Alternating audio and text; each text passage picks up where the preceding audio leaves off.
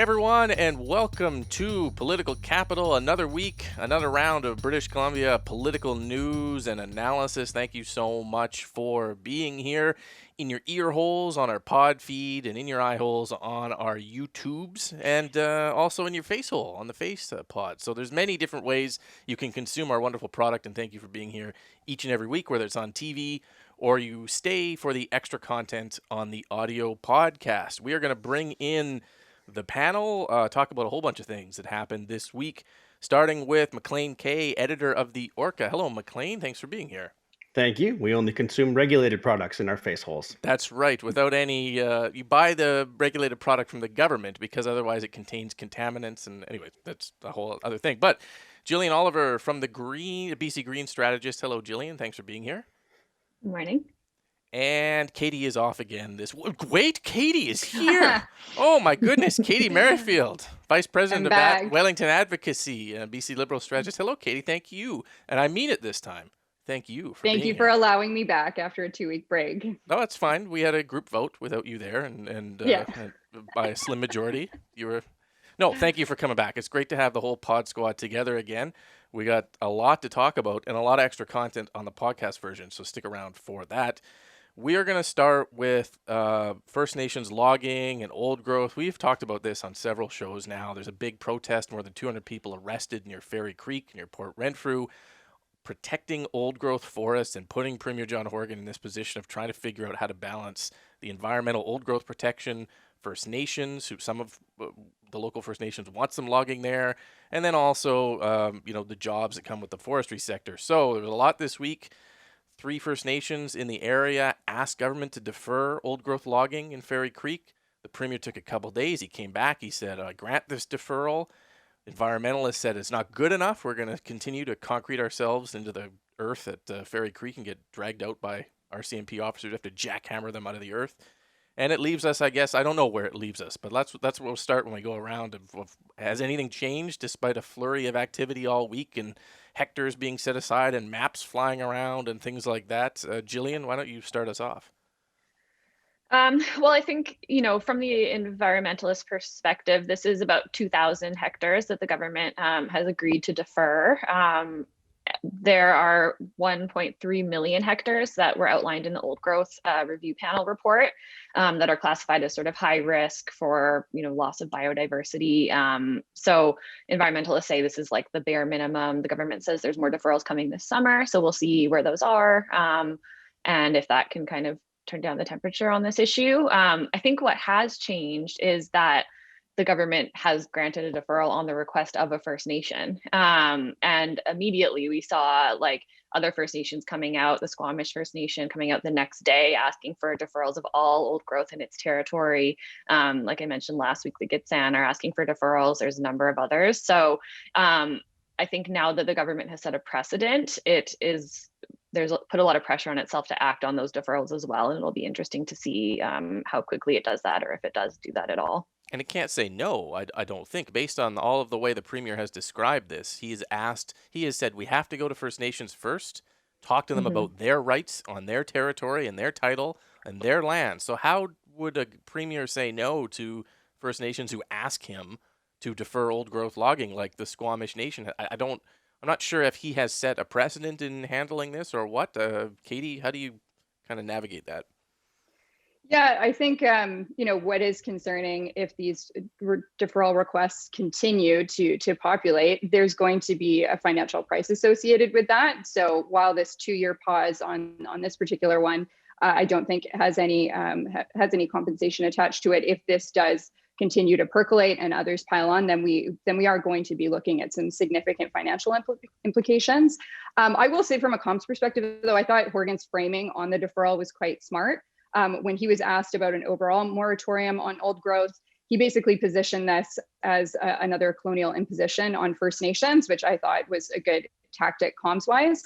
I imagine the NDP is really collectively breathing a sigh of relief that this 2-year pause was requested. Now they have a pretty significant length of time to develop a more comprehensive strategy that doesn't run up against an election year. I think the BC Liberals would be smart to continue on this issue. This is certainly not dead in the water. they can continue to cite broken promises as well as a haphazard approach. But I think the pause indicated by First Nations does give the NDP pretty decent political cover to fend off immediate criticism. Yeah, although if it has to continue to grant deferrals to a whole bunch of other nations, we'll have a whole series of 2-year deferrals all over the place coming back at different times, and then who knows what that is. At some point, there's got to be a plan, I think. We were waiting for that plan in the Premier's forestry vision paper that we talked about last week, which didn't really do much with old growth at all. So I'm not entirely sure where we are, I guess, in the long term. But you're right, in the short term, it takes the pressure off the government, maybe, although the protest will continue. And Maclean, does the fact that the protesters will still be there, chaining themselves to things and getting international attention for a larger fight on old growth, does that change the political dynamic here at all? I mean, no, it doesn't, in that it's the same dynamic as last week. And I mean, that is kind of the missing part that we haven't talked about here, is that now that the Pachidat have asked for a deferral and have yet again politely asked all outsiders, including specifically the activists, to leave.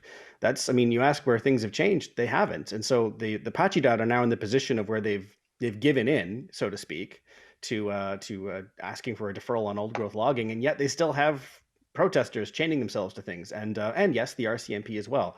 And so it's a mess. And so while it may have created a sort of 2-year pause and some breathing room for the NDP, it's still very much a hot button issue on the scene at Fairy Creek and for the First Nation.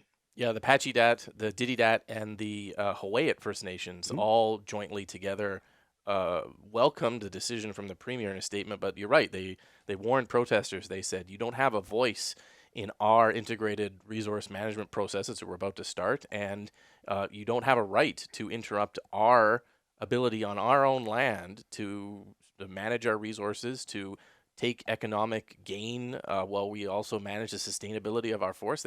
They continue to want to log there in areas, and that is their right, and it employs people, and they are at odds with the protesters in some areas there, but it's a very complicated dynamic because the protesters also have at least one Indigenous elder who is claiming to speak for part of the community, while the elected and hereditary chiefs are asking them to leave. And it's difficult from the outside to understand the full scope of the dynamic there. So a complicated file. I have a feeling, what is this, the third week in a row we've talked about it? We may be back on this file in the weeks ahead, so we'll keep an eye on that. Second topic, cruise ship legislation. Again, here's another one we have talked about, and in the past we have warned that it's possible the United States might take this temporary Alaskan law that allows cruise ships to skip stops in Victoria and Vancouver, and someone might try to make it permanent. Someone in the U.S. might realize this ancient maritime law in the U.S. that mandates stops in Canada for Alaska-bound ships doesn't really benefit the United States and only mainly benefits Canada. And in fact, this week, Utah Senator Mike Lee has come out and tabled legislation that would repeal the law that makes it mandatory for those ships to stop in Canada. Very bad news. Very, very bad news for the BC government and the $2 billion cruise ship sector. I guess we should have seen it coming. I don't know. Katie, how do we begin to process this, and what do we do you think? I think this is a huge learning opportunity on the consequences of hubris and incompetence. Like, this failure lies at the feet of the Premier, Minister Mark, and the entire intergovernmental relations team, which I will remind folks is a dedicated branch in government whose sole purpose is to maintain relationships with provincial counterparts, the federal government, and with foreign governments. We saw this problem coming, months ago, when Horgan had just a really dismissive attitude towards it, calling the temporary legislation a blip, saying its chance of becoming passing was remote. And we saw the U.S. senators really capitalize on this, shaming Horgan via social media when that did come to fruition. And now we're in an absolutely almost worst case scenario where our $2 billion tourism industry is at risk. This supports 20,000 jobs. And docked ships actually bring in, I think, about $3 million in economic impact to Metro Vancouver. This is a huge story. Like, this should be the top story for the next few weeks until this is resolved. They are going to have to command a pretty aggressive IGR and advocacy strategy, but I'm concerned that it's too little too late personally. Yeah, and this is what the Alaskans warned the Mm-hmm. Canadians about when they appealed for several months to try and get some type of compromise. The fact that Canada had banned cruise ships till next year, Alaska wanted to go early. They wanted to be able to stop. They said, please don't make us bring this legislation in, because they have been proven right. Once this 132-year-old maritime law landed on the floor of the Senate, some people looked at it and said, what the heck is this thing? And now we are stuck in a world that British Columbia does not understand. Washington, D.C. lobbyists, special interests, shipbuilding, senators, the Congress. British Columbia is outclassed when it comes. How are they going to influence anyone on this legislation in the U.S. Senate? Maclean, I don't know how the province kind of digs itself out from this hole, unless I guess it could try and dig up, as the old Simpsons quote goes, but I don't even know how they do that.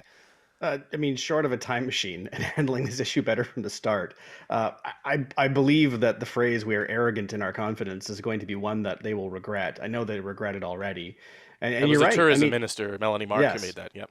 you're right, and you're right. I mean, from the American point of view, they're making a fair point. It is an archaic law, and it does, by definition, direct tourism passengers and dollars away from what would be U.S. ports. I mean, they're not wrong when they say this, and they have been playing nice for a very long time. Vancouver, Victoria, and Prince Rupert are lovely places. I chose to live in one of them.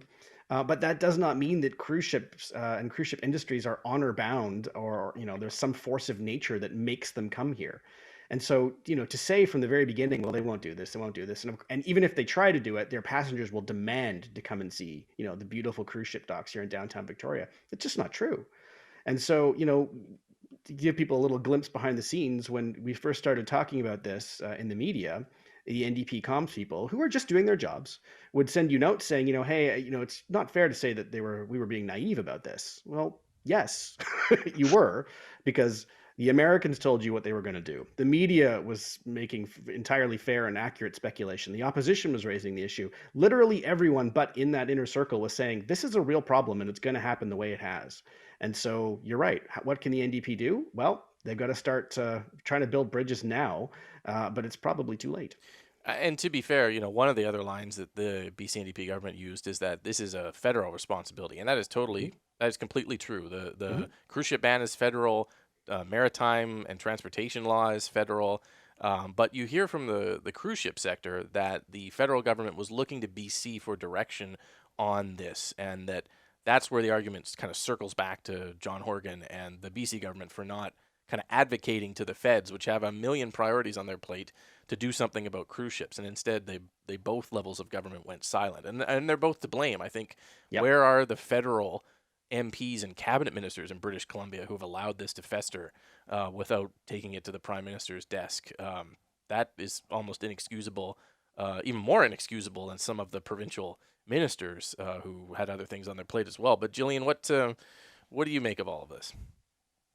I agree with everything that you guys said. I think that there's scant chance that the government's going to be able to turn the ship around, so to speak. But I think they have to pivot. I think that we have a tendency to get very complacent in BC. Like, when I learned about this, it's so astounding to me that we relied on this archaic law for such a huge proportion of our tourism sector, which is touted as, a big sustainable sector that's the future of our economy. What are we doing to build a more resilient tourism sector? What's the plan to get people not just out of downtown Vancouver and Victoria and into our wine country and all of these other parts of the province that have so much promise? And I think that the government really has to amplify its efforts on that front now that this seems like it's probably past the point of no return. A transition or pivot moment maybe for our tourism sector. There's a lot of jobs and a lot of money on the line. Third topic here, a new poll by Angus Reid has John Horgan's approval rating at the second highest in Canada, right behind Quebec's premier, which kind of is in line with where he's been mostly since he's been elected, near the top of the premier's ratings. Steady course, a staggering 73% of people surveyed in BC think the government is doing a good job on COVID. Huge ratings on the economy, healthcare, and education as well, but lower ratings on housing affordability, addictions, and poverty. Bad news, I think, for the Liberals, who were almost, the the NDP are double ahead of them in this poll, and the premier just seems, despite maybe a little public dissatisfaction on the early election call, although I don't, it's hard to imagine how that is when he won a supermajority out of it. His popularity remains untouchable. What do we make of that as we kind of go around, and is anyone surprised by this, Jillian? Not really surprised. I think that it is starting now that we're sort of starting to emerge from COVID. It shows that that's probably not going to be a winning issue for either of the opposition parties at this point. I think people are going to really, the response isn't perfect. No government's was, but I think that it's, the winning issues for those parties are going to be some of those that you mentioned, Rob, like affordability, addiction, the overdose crisis, these sorts of things. And I think that there is lots of room for them to dig into that approval rating in the next 3 years, because we really haven't been focused on those things, but we will be very shortly. Yep. Maclean? I mean, yes, it's the short version is, of course, it's a very good poll result for the NDP, and they're probably very happy about it. I know I would be if I was in that office and we saw these poll ratings. I'm genuinely curious what the poll numbers would have been like in 2014, the 1 year after the 2013 election. The one note of caution that if I was an NDP strategist, I would point to is that the areas in which they enjoy the highest approval rating on are the pandemic response and healthcare. I agree with Jillian completely in that I submit that 3 years from now, when we have our next provincial election, or 4 years from now almost, those will not be top of mind. And the issues that they are sort of under the 50% mark on, things like housing affordability, the overdose crisis, the economy, those are more worrisome. So if you're the NDP, this is a very good poll, but the issues that they are riding high on may not even be issues 3 years from now. Mm-hmm. Katie? Yeah, I agree with Maclean. Overall, like this poll, and I would argue the last three are referendums on pandemic management. And we have seen Horgan enjoy consistent approval of his strategy to defer pandemic affairs to Dr. Henry and Minister Dix. And so this is consistent and it's not surprising at all. I agree with Maclean though. Once COVID is over, looking at the issues that they're weakest on, like these are issues that really matter to their base. They're typically left-leaning issues like housing affordability and the opioid crisis. So I'm curious to see where we end up maybe 2 quarters from now on those very issues when COVID is in the rearview mirror. On the Liberals, on the BC Liberals, or on the NDP having a 2-1 lead, this is not entirely surprising, nor is it immediately concerning from my perspective. I don't think that we're going to see a shift there until a new leader comes in. That's just logical. And also, we're so far out from the next election that this snapshot in time is basically meaningless. Mm-hmm. Although the through line of John Horgan, since he's been elected in 2017, consistently being one of the most popular premiers in Canada, seems notable, even outside of COVID, that his premier dad or his appeal or his brand or however you want to call it is strong. And even despite some problems and misspeaks here and there, he is a juggernaut. And, it's worth just kind of keeping that in mind as we we criticize him in a lot of issues, but the general public in a general sense has responded very favorably to him as premier since the moment he was elected straight through now, crisis or not. I think, just to add on that, Rob, I think Horgan is doing a good job at practicing the fundamental principle of first, do no harm. They take a very careful management approach to government. And BC, I will throw this out there, I don't think we're not remarkably politically engaged in this province compared to others. Like in Alberta, politics is their provincial sport. Whereas here, we just seem rather content to let smaller issues ride out in a way that is anathema to Alberta. Okay, we're almost out of time here, so we're going to go really quick on our hot take. Green MP Jenica Atwin from Fredericton crossed the floor to the federal Liberals this week. There is a long history of MPs and MLAs who cross floors, change parties in midstream, who just get decimated by the voters in the next election. Very rarely works out, but there's a lot of context on this one. We only got a couple minutes, but we'll go around here. The question in the hot take is, should politicians ever cross the floor in between elections? Is that ever a good idea? Maclean, what do you think? I mean, never say never, but as you pointed out, that they almost always don't win their subsequent bid for re-election, and so you'd have to have an ironclad reason for doing it. Yep. Jillian? Yeah, I think it can be a good idea. Jody Wilson-Raybould is sort of, I mean, she sat as an independent, but I think that there is an appetite for politicians sort of speaking their conscience instead of just following the party line. So it can work out under the right circumstances. Katie, what do you think? I don't love floor crossings. I think, when you pick your team, you stick with them. But ultimately, it's for an MLA's constituents to express how they feel in the next election cycle, which we see repeatedly.